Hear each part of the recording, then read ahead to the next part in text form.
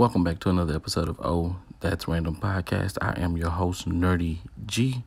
And today we don't have any sound effects. We don't have any extra noises or anything like that. Today I'm not working with my regular equipment, so please pardon me if I do sound a bit different. Without further ado, let's go ahead and jump into today's topic that I have at hand. Something that I've talked about many years ago, but it's recently come back up, and so I just want to share my thoughts on this with you all, and we could talk about it after the fact. So, and what I'm really saying is basically self-destruct button. I believe everybody has a self-destruct button. And what I mean by a self-destruct button is probably better prefaced as your comfortable zone, your safe zone, what you run back and what you do when things appear to get tough or when you don't want to handle or put up with shit or put up with drama or put up with the things that's going on in your life, when you don't want to make hard decisions, that's what I call a self-destruct button. It's called, some people call it their safe place. Some people call it their comfort zone. Whatever you may call it, I call it a self-destruct button because typically those things can lead to destructive behavior, or it can hinder you from unlocking your true potential. And I'll talk about myself here a little bit and just kind of give you what it was for me at the when I kind of realized this. So I could tell you my early 20s or whatnot, early 20s, fresh out of high school, so 18, 19, 20, probably all the way up until I was 22. My self-destruct button was sex.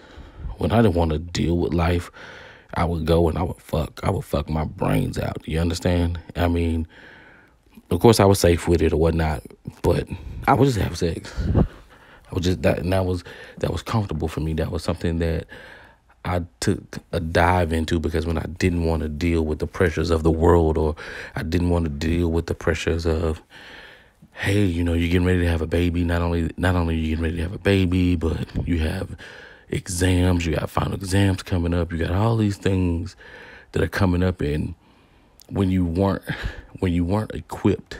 And I could honestly say this, I wasn't equipped with the best tools to go out into the world and take it on. Not saying that my parents didn't do a good job at raising me, just saying that I didn't have all the tools, or I didn't have a good amount, enough tools to deal with those pressures when they came. So I dealt with them the best way I knew how to. And so, like, for the first 4 years, I'm going to say it was about a 4-year period where that's all I did. I would have sex with women, and I couldn't help myself. So things would get stressful, and the first thing I do is I go, I talk, I friend a lady, we have great conversation, and then next thing you know, we're having sex.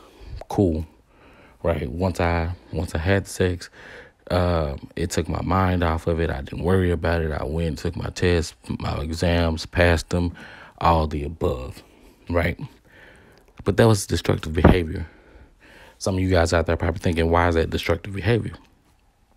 It's destructive behavior because even if I was in a relationship at that time, if I were to get into a relationship and if my woman wasn't available to be there and take care of that, I would still go, and I would still have friends or I would still have female friends, companions, whatever you want to call them, that could go and fulfill that for me. So, yeah, that's destructive behavior. That's not good for a relationship. That's not good for me because, if I was careless or whatnot, my health was at stake. Not only was my health at stake, but the women's health was at stake too if I wasn't careful. But I was careful, and still, me being nerdy the way that I am, I still had a 7-day grace period or whatnot. So even back then, that was me. So I still took those precautions back then, and still today, I take those precautions. 7 days. I'm not going to, if I have sex with you today, there's a 7-day period before I go have sex with someone else. That's just me. I want to be safe. I want you to be safe. So that's where I'm at with that. But I realized how that behavior for me, when it became, where it became destructive, because when I needed to get that stress, or when I needed to take my mind off the stress and I couldn't find anybody, my attitude changed. Everything changed. Attitude, thought process, and it was more like I couldn't focus. And because I couldn't focus, that was something that I had to deal with on my own. And being upset and trying to get something to, or trying to work something out that doesn't work well. So for me, myself, that's what I had to do. I had to come to the realization that I was exhibiting self-destruct behavior.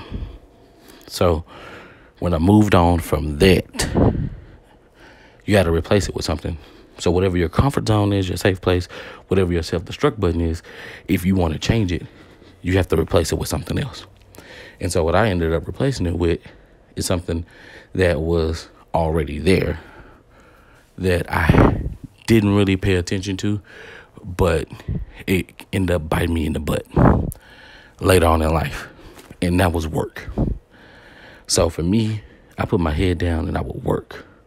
Whatever it was, school, I worked at a prison. I worked at I worked at a security company, Brings Home Security. Fuck it, I say it. I worked at Brings Home Security for a good amount of years. And I would throw myself into that. And I couldn't help it. Things get tough. I'm in my work, my head down, forehead to the screen, and I'm working, and I'm getting results at my job. People are loving me at my job. I'm a likable person. I created a whole different world for myself at work. At school, I mean, I would come in, I'd be dead tired from working overnights, but I would come in and I would ace test. I would fall asleep in class, and I would get up, and I'm a chef. Like I said, I went to school for culinary arts and bakery and pastry, and I would get up and I would fall asleep in class in some of the lectures. But when it came time to take my tests, my exams, I would ace them. And the people would be there like, how do you have a better score than me? Or how did you get a better grade than me? Because you come in here and you go to sleep, you kind of half-ass some shit. But I was throwing myself into my work. So those times that I wasn't asleep, I was studying. I'd get to school. I would get off work at 6 a.m. in the morning. My first class doesn't start till 9 a.m. So I would go and I would try to get at least 2 hours of sleep. But that first hour, because it was kind of hard for me to go to sleep, what I would do is I would study for an hour and then I would sleep until it was time for me to go to class. So that's what happened. That was a good thing because I got my degrees. The bad thing about that is I missed a lot. I had a son at that time, and then even with me having my son at that time, yes, I was able to spend time with him. Yes, I was able to provide for him, but I got to miss some moments that I wanted to see. I got to miss some of those moments.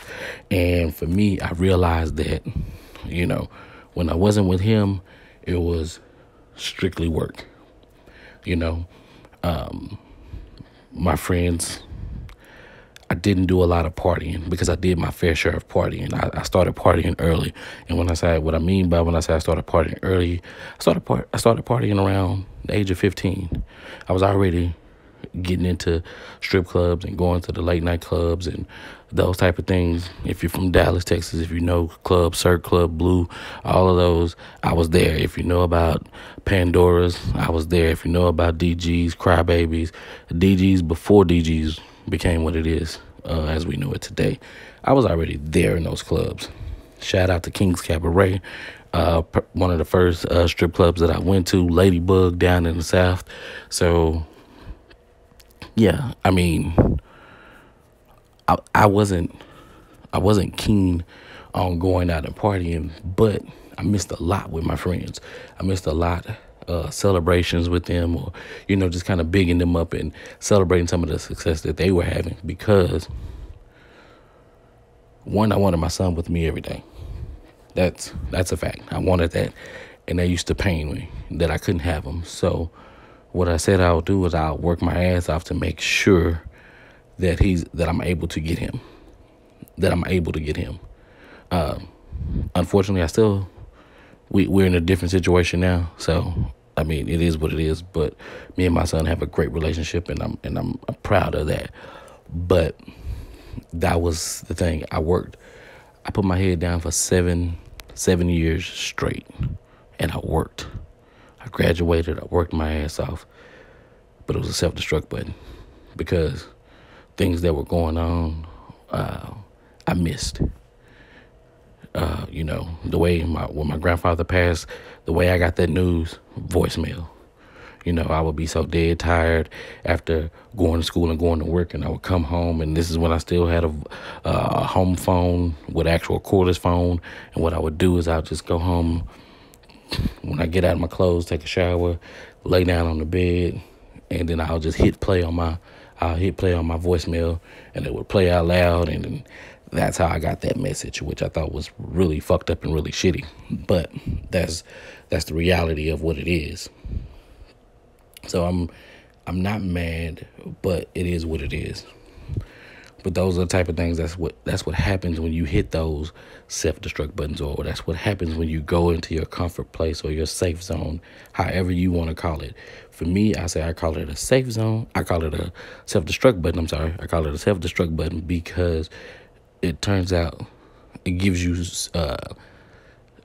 destructive behavior. You have destructive behavior where you'll put your work before you put your actual life.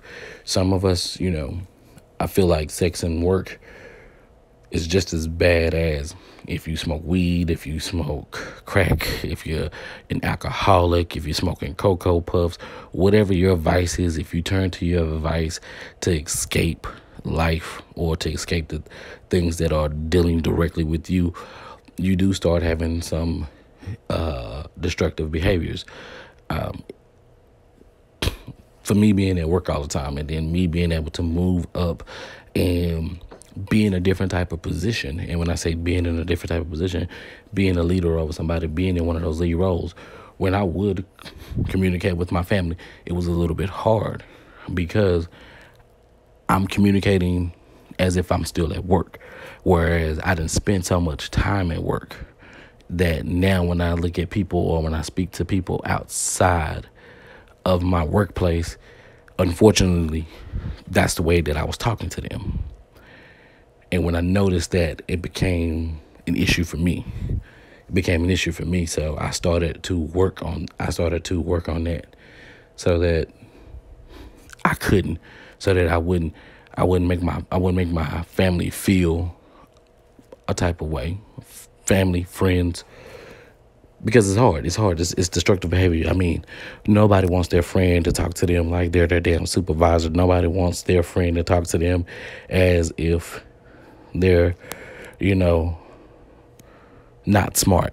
And not saying that I was talking to them as they weren't smart, but my tones were a little more aggressive, a little bit more aggressive, but misunderstood because of the lack thereof actual social interaction outside of the workplace. So for me, when I realized that, I missed a lot of holidays. I mean, I worked. I couldn't tell you a time where I didn't work on Thanksgiving.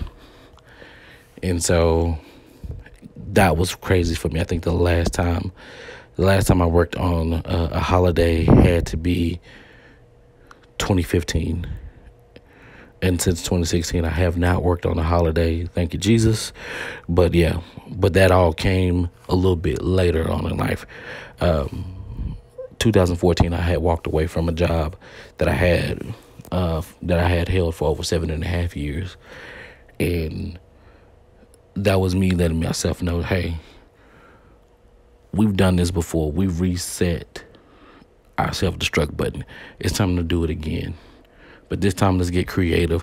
Let's replace it with something that's going to benefit not only you, but your family, your friends, the people around you. Let's make sure that we get that done. Let's be different. So, in 2014, like I say, I walked away from a job that I had been in for 7.5 I'm gonna say 7.5 years. I had been at, and then what I ended up doing was I took 7 months off. I took 7 months off. Period. I traveled. I showed up to my kids' school as often as I want. I moved back closer to my family. I started hanging around all my friends.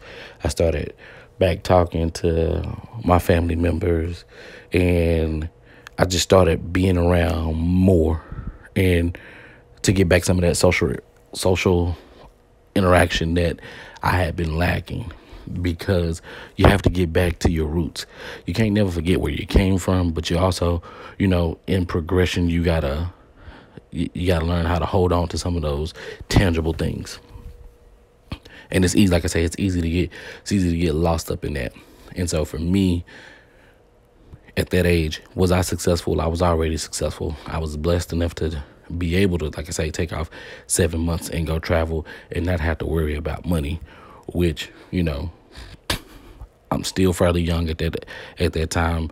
I haven't even cracked, I want to say I haven't even cracked 28 at that time. Yeah, I don't think I've cracked 28 at that time. I was getting ready to turn 28. And yeah, from that point, like I say, I had an opportunity. I had a great opportunity to, once again, to reset my self-destruct button. And my self-destruct button now is not that. I would call it a comfort zone. I would call it a safe place. So anytime I don't want to deal with what's going on in the world, I call my children. I talk to my children because they make me happy, and they are my world, and I love them, and I'll do anything for them. And by me spending that time with them, and by me having them to be able to be there to call and talk to, like, they're getting older. I know that it's going to come a time again where I'm going to have to reset that, because teenagers are teenagers, right? I have a teenager right now. He's 15 years old. He's going to be 16 at the end of the year. He's already hitting me with the Zeke stiff arm. You know what I mean? It's vicious. Nah, Dad, I'm gonna go hang out with my friends, or this, that, and or I'm gonna go hang out with my girlfriend, or me and my girlfriend gonna watch movies.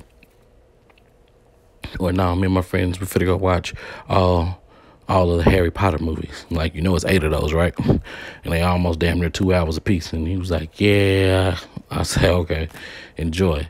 But I know that that's something that I'm going to have to get used to. But I don't have to do it right away. But I will have that in my mind and be conscious of it, and know that I will have to switch what my comfort place is, so that it can give out positive results, right?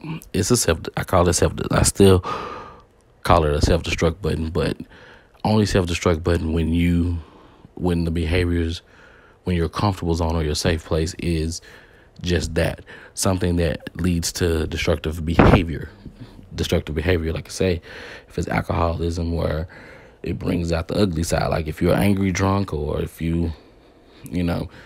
if you having a lot of sex and you're not protecting yourself, you're worrying about your health, but then also too, you're worrying about bringing out having so many children where you really can't provide for them. Or if it's the whole work thing where you don't know how to socially interact with people outside of work, or if it's, smoking crack cocaine, being addicted to drugs, if it's stealing cars. Everybody has a different comfort zone. Some people shut down and just want to be quiet. Shutting down and being quiet is not healthy. We need to talk. We need to get this stress off of us. We need to address the things in our lives, and we don't need to keep hitting that self-destruct button. Some of us like to live in that self-destruct button room, as I would call it. There's some people out there who just need drama in their life, or there's those people who need drama in their life because there's not none in their life. They go, no, I need the drama. So they run over there and they hit the button, boom, and they'll cause drama in their life. If not their life, they'll cause drama in somebody else's life. It's a cycle that we built. It's something that we do as people, but it doesn't have to all be bad. We can find different ways to make it happen. We can find different ways to put this out, or find a positive outlet, right? I shout out to my boy Bullet DiBiase. I mean, for him, his comfort zone, his safe place, he raps, he puts it out there. He's great. He got this song called Fat Boy Fresh too. It's out on his new album, Return to the Throne. I'm jamming it. The man got bars. It's just that simple. That's his comfort zone. He feels good when he need to go, relax or whatever. He finna go write some bars. He finna go write some songs. It's his craft. That's where he's comfortable at. But that's positive though, because what's gonna happen is it's gonna provide for him and his family. And then on top of that, just the type of guy that he is, he's gonna provide for more people. He's gonna let more people eat. He's gonna have a team, and his team is Grind Society. You know what I mean? And everybody's gonna eat. Everybody's gonna be able to feed their family. That's positive, right? That's his positive, safe zone, constructive. I'm gonna talk about what's going on in my life. I'm gonna talk about the stresses that's going on in my life. I'm gonna put it in the flow. I'm gonna put it out there so the world know that they're not alone. And like I said, that's why communication is very important. See, the thing is, people want to know that you're going through it too. That's why we can relate to music so well. You know what I mean? Everybody has an album that at some point in their life, it was their anthem, or it was a soundtrack for the year. You know what I mean? 2010 was that. For me, 2010 was Take Care. I mean, you can listen to that. You can listen to that from track 1 all the way down to the end. That was me at that time. I was moving up in the company. I was making money. I was somewhat of a rock star in my own right. I had old females and old girlfriends wishing, we were still together. They was, hating on me, or they was talking bad about me just because we weren't together, or I didn't want to be back with them because I wasn't progressing with them. There was a lot of negative energy around me, so I removed myself from that situation. But not to go off on a tangent on that, but we all just have to have some type of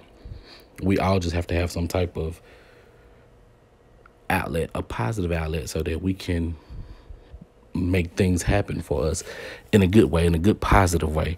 So music, if you need to go listen to some music to be able to relate to things, then let's do that. If it's spending time with your kids, do that. If it's going to teach somebody, or if it's just going to being around family and friends, if it's positive, let that be your safe place, comfort zone, self-destruct button, or whatever the case it may be. For me, I'm going to continue right now. It's going to be my kids. But the way things are going to go, I'm going to transfer it to be with this podcast, because this podcast, not only on this show and the other shows that I'm producing, It's That Podcast.com, then Monster Kill coming, and then It's Sports coming soon. It's going to be there. Like, for me, that's going to be my outlet, because I got to talk to you guys about what's on my mind. This podcast here, it's a random thoughts that I have, and I share them with you. This is gonna be transferred to be my comfort zone, my safe place, where I can get on here and I can share the things in my life that I'm going through, that you may be going through. You know what I'm saying? Struggles, you have different struggles. Struggles change. You know what I mean? Hopefully, some of my most gruesome ones are over. I just pray that those are over and better days are ahead. I believe that there are better days ahead. So it's I look at it that way. I'm gonna keep it that way in my mind. This here is a safe place. It's a safe place. It's a good place. It's a comfortable zone. Like I say, if you want to know that I went through it, I'm telling you, I went through it. I can share those things here, and I don't have a problem with that. But all I'm gonna ask you, I'm not preaching. Like I say, it's just a conversation. It's a random thought that I had on my mind and I wanted to share. So I'm gonna continue to share. I want you guys to keep tuning in, keep listening. Find out what your self-destruction is. If you find out if you have a self-destruct button, or find out if you have a comfort zone or a safe place. Is it positive? Is it negative? How is it going to impact your life? Is it impacting it for the better, or is it going to be for the worse? You know, are you going to lose control and, find yourself in a situation that's not so likely that, your whole life is going to change? Not for, like I say, not for the good, but for the bad. You want something that's going to be great. Everybody wants to be great. Remember, there is greatness inside of you. It's up to you to unlock it. If you don't, be around people. Be around some positive people, and I guarantee you they'll help you unlock that. Come talk to me. You know what I'm saying? I'm on Instagram. I'm on Twitter. Let's talk about it. Like I say, I don't want to keep you too long. I don't want to keep you too long. And when I say this is just something for you to listen to, get at, and go from there and take a step forward. Right? Get back to enjoying life. Love it. And love it. Love it and keep it pushing. I am Nerdy G. Be sure to follow my boy Bullet DiBiase. His new album, Return to the Throne, is out on every DSP, which would be streaming platform for those who aren't familiar with that. Return to the Throne, Bullet DiBiase. Check it out. He got a video dropping soon. Follow him on Instagram. Follow him on Facebook. If he got a Twitter, get out there. Find him on Twitter. But Fat Boy Fresh, that's one of my favorite songs off the album. Go check it out. Once again, I'm Nerdy. Get back to enjoying life. Love y'all. Until next time, I'm out.